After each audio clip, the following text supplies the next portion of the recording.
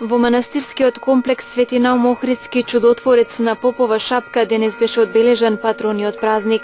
Традиционално на чествувањето присуствуваше и председателот на Република Македонија Ѓорѓе Иванов со семејството, но овој пат и со причина повеќе неговата сопруга Маја Иванова беше кума на прославата, откако лани го пронајде паричето во кумскиот колач. Чествувањето започна со света божествена литургија чиноначалствувана од неговото високо преосвештенство, митрополитот Тетовско-Гостиварски господин Јосиф, во сослужение со повеќе свештенослужители. На светата литургија пееше реномираниот женски младенски хор Менада под диригентство на маестро доктор Ивица Зорич.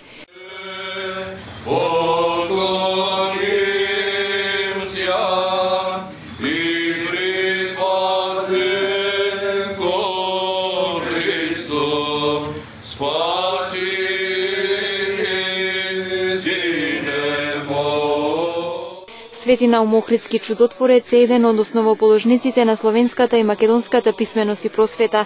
Тој успел да го доближи црковното слово до верниците. Во знак на неизмерна благодарност кон неговото дело, денес ние молитвено го чествуваме денот на нашиот застапник пред Бога, Свети Наум Охридски чудотворец. Светиот Наум е еден од учениците на светите браќа Кирил и Методи, кои што заедно со нив, дружејќи ги уште кога тргнале од тука по Моравија и Панонија, па потоа во Рим, повторно назад во Моравија и Панонија, го учел словото, но и учел од своите учители, од своите примери како да проповеда, како на разбирлив јазик да им го пренесе Евангелието, односно спасоносниот збор Божи.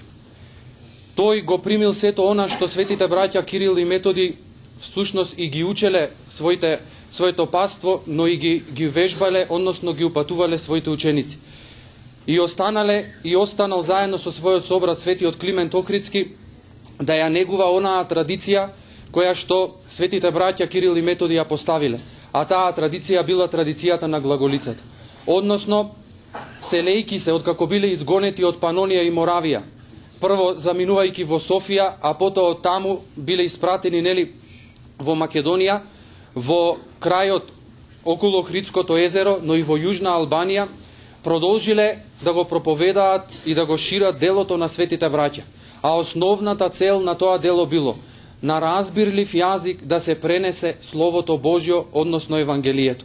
На оние кои што дотогаш го слушале и не го разбирале Словото Божјо, сега можеле да го слушнат и да го разберат, но и да го применат во својот живот.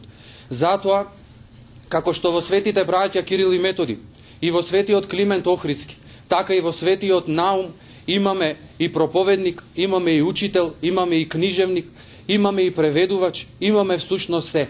Имаме една благородна душа која што овој народ до ден денес го учи. Ете, гледате, тој светител и денес не собира овде и секаде каде што има негови светињи. Не собира за повторно на тој разбирлив јазик да го слушнеме Евангелието, да го слушнеме Словото, да се научиме на спасението. И кога ќе го видиме и погледнеме животот и делото на светиот Наум Охридски, ќе заклучиме една работа. Тој многу направил, но едно нешто направил повеќе од сето друго. Станал светител. Значи, ќе заклучиме дека на нам, православните христијани, светоста ни е идентитетот. По светоста треба да се стремиме и светоста треба да ја достигнуваме. Затоа што само светоста, она на кое што не повика и нашиот Господ Исус Христос кога рече: бидете свети како што сум и јас, гледате дека останува вечно. Гледате дека останува вечен споменик, непомеслив, останува вечен беден. Така и денеска светоста на светиот Наум е всушност онаа поради која што се изгради овој манастир, е онаа поради која што се собираме и онаа целта кон која треба да се стремиме.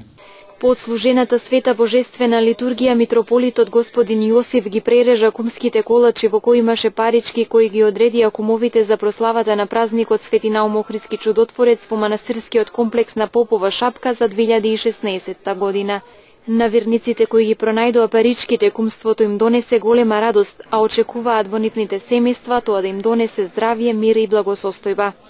Јас сум Александар Јовановски, чувството да ти падне париче е многу среќно, значи очекувам среќа, бериче, здравје у нова година. И покрај неповолните временски услови, верници од Тетовско, но и од другите градови од диаспората дојдоа да му одадат почит на патронот на манастирскиот комплекс на Попова шапка. Велат, традицијата мора да се продолжи. Да ви кажам, прво, јас сум член на настојателството на црковниот одбор на Попова шапка и како таков, прво имам обврска и должност да дојдам. Независно од тоа, ја и повише години сум овдека присутен на овој ден. Прв пат доаѓам овде како член на настојателството, иначе минатите години сум ги поминал овдека, независно од тоа што не сум член на настојателството, и ми причинува голема чест и задоволство што доаѓам овдека и тоа ќе го практикувам се дека сум жив. Не, времето е најмала пречка за луѓето кои си го почитуваат коренот. Ние сме по потекло од Охрид, така да овај празник е светиња не само за охриѓаните, туку и за цела Македонија. И едни од ретките сме што секоја година два пати си го славиме денот. И летен што викаме ни охриѓани и зимски светинал. Меѓутоа факт е дека словото славјанско излегло одавде и тоа мора да се почитува и ние и нашите поколенија. Мило ми е што и внуците мои веќе ги знаат овие вредности. Временски услови не дозволија да дојдат од Охрид и на скоро секоја година сме овдека заедно. За сите верници кои денес присуствуваа на патроното чествување во манастирскиот комплекс на Попова шапка беше приредена заедничка трпеза.